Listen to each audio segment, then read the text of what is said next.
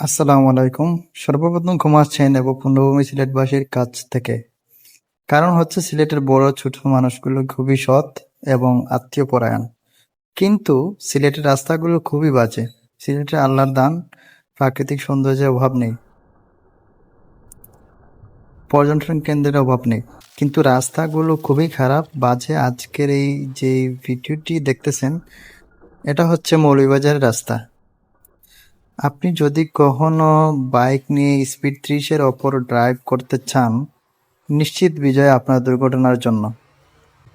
কারণ রাস্তার মাঝে মধ্যে এমন এমন গভীর নলকূপ আছে যেখানে আপনার ছোট বড় যে কোনো গাড়ি স্কেল শেপ ভাঙতে ইচ্ছুক। এই রাস্তা হচ্ছে ফেন্সুগঞ্জ, কোটালপুর, মোগলাবাজার, সিলেট। ভাবেন একটা কথা, যদি হাইওয়ে রোডের মতো রাস্তা যদি এত বাজে থাকে সিলেটবাসীর, তাহলে গ্রামের রাস্তাগুলো কেমন হবে? শত শত হাজার হাজার মানুষ যাতায়াত করে এই রোডে।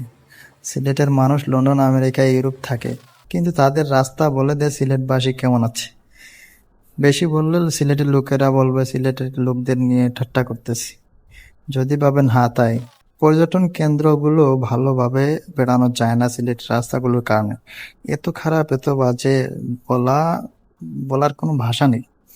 অ্যাকচুয়ালি আমি বলতে গেলে, যদি আপনি ঘুরতে যান সিলেটে, ভালোভাবে মাজার মধ্যে একটু ব্রিজ মাইরে যান। কারণ হচ্ছে কখন মাজা ভাঙ্গা যাইতে পারে আপনার সেটা টেরই পাবেন না। কারণ এত বাজে, এত নোংরা রাস্তা আমি আদৌ দেখি নাই সিলেটবাসীর। মানে রাস্তাগুলো এত খারাপ, যারা কখনো যাতায়াত করে নাই তারা টের পাবে না, যারা যাতায়াত করেছে আশা করি তারা বুঝতে পেরেছে। সকল জায়গায় রাস্তাগুলো এত বাজে যে আপনার গাড়ি যখন তখনই উল্টা পড়ার সম্ভাবনা আছে। আপনি রাস্তা যখন বাইক চালাতে যাবেন বা গাড়ি চালাতে যাবেন, আপনি নিচের দিকে তাকাবেন না উপরের দিকে তাকাবেন সেটা নিয়ে টেনশন করবেন। কারণ রাস্তাগুলো সব জায়গায় নলকূপের মতো গর্ত হয়ে আছে। আর আরেকটা কথা হচ্ছে, যদি সিলেটবাসী ভালোভাবে থাকতে চায়, ভালোভাবে যাতায়াত করতে চায়, তাহলে অবশ্যই তাদের যে মানে 1 তারিখ যে একটা তারা আন্দোলন করতে যাচ্ছে, আশা করি সিলেটবাসী যদি তাদের এই দাবিগুলো সঠিকভাবে পালন করতে চায়, তাহলে পুরো সিলেটবাসীরই এগিয়ে আসা দরকার। আমি একজন বাংলাদেশী হিসেবে বলবো, আমাদের বাংলাদেশ একমাত্র যদি বলি সিলেটের জন্য অনেক উন্নত হয়ে আছে। কারণ হচ্ছে বিশ্বের মধ্যে সবচেয়ে সুন্দরতম দেশের মধ্যে অন্যতম দেশ যদি খুঁজে, বাংলাদেশকেই খুঁজে। বাট খুঁজে একটাই কারণে, সেটা হচ্ছে প্রাকৃতিক সৌন্দর্যের কারণে। আর প্রাকৃতিক সৌন্দর্যের লীলাময় যদি ধরা হয়, সেটা হচ্ছে পূর্ণভূমি সিলেট। আর সিলেটের প্রতি আমরা বাংলাদেশের লোক যখন মানে উপকারে আসে তখন খুবই খুঁজতে চায়। যেমন গ্যাস আছে, তারপর হচ্ছে বালির খনি আছে, তারপর হচ্ছে কয়লার খনি আছে, ইউরেনিয়ামের খনি আছে, কমলা বাগান আছে, আনারস বাগান আছে, চায়ের বাগান আছে।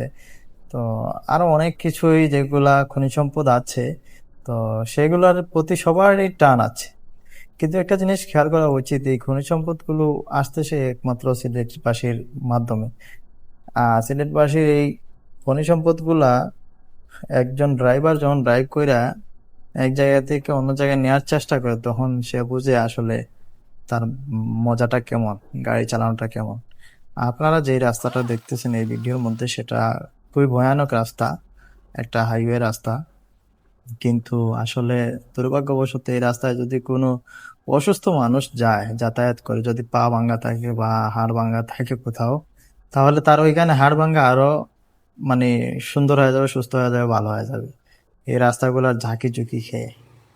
সুস্থ মানুষই আমি একজন বলবো, আমি ড্রাইভ করতেছিলাম, তো ড্রাইভ করতে করতে এই ভিডিওটি করেছি। অনেক লং ভিডিও, যার কারণে আপনাদেরকে আমি পুরো ভিডিওটা দেখাতে পারি নাই, আন্তরিকভাবে দুঃখিত। কিন্তু যারা এই রোডে যাতায়াত করে, বিশেষ করে মৌলভীবাজারের লোকগুলো, ওরা সিলেট, তারপর হচ্ছে জুড়ি, বিশেষ করে এই রাস্তায় যাতায়াত করে জুড়ি, কুলাউড়া, রবির বাজার, তারপর হচ্ছে বরমচাল, বাটেরা, টেংরা বাজার, মুন্সিবাজার, মৌলভীবাজার, তারপর হচ্ছে ফেন্সুগঞ্জের লোকেরা, তারপর হচ্ছে আপনার এই কোটালপুর, তারপর হচ্ছে মোগলা বাজার, এইসব এলাকার লোক বেশিরভাগই চলাফেরা করে।